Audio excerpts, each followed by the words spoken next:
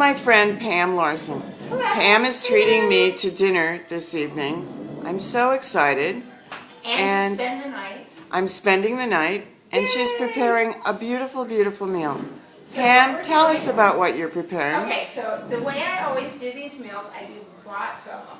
Lots of meals like this, because I just take all the different things and cook them in one pan. See, here we have apples, potatoes, pork tenderloin, and mushrooms. Wow. Okay, you got it? That looks amazing. So what I do is I start out with the apples, and I put them in a Ziploc bag with cinnamon. The apples have enough sugar in them already, so you don't have to put cinnamon and sugar, you just put cinnamon. Shake them all up, put them in there, and saute them in olive oil. Take the apples out, saute the mushrooms, take them out. Then you saute the pork tenderloins. Meanwhile, the potatoes have been cooking in the toaster oven, which is right over there, which is also a convection oven. Wait a minute, what are you doing with the potatoes?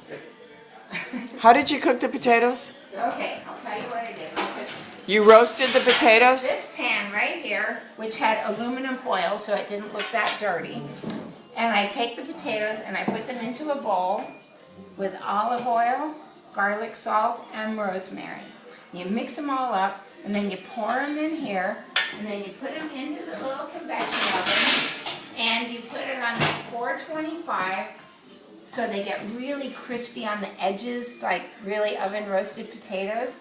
So you put those in there, and then after they're done, by then your pork tenderloin is done, but you almost want the pork tenderloin to be almost a tiny bit pink on the inside because it's much more tender that way. You don't want to cook it till it's like rubber. So then, after you get the pork tenderloin done, you put the apples back in to keep them warm. You put the potatoes in here too, and then you cut up one or both of the pork tenderloins, and then you put the mushrooms in, and then you just take this whole frying pan. Once again, you just saw it just like this and put it on the table, and then you can take the apples, the potatoes, the pork tenderloin, and the mushrooms, and then you put it on your plate. Wow, Pam. And the pan keeps that looks amazing. And the pan keeps it hot. And what do you call that dish? Pork tenderloin, I guess. Okay. So then, what I actually might do is move everything over a little bit, and just, because what happens is, what you have to see here, like look right here, look at this down here. Look at how all this is so yummy with the meat juice and the cinnamon and the mushroom juice. It's just like so beautiful.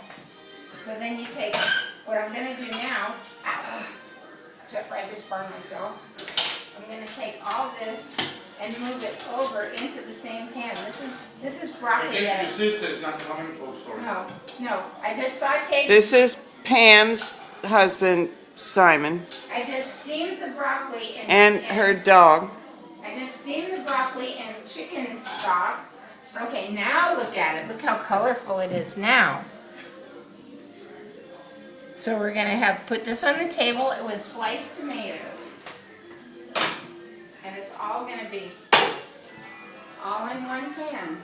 Beautiful. Did you say all in one Pam or all in one pan? Well, it's not going to be all in one pan unless you and Simon don't eat anything and I eat it all. Okay.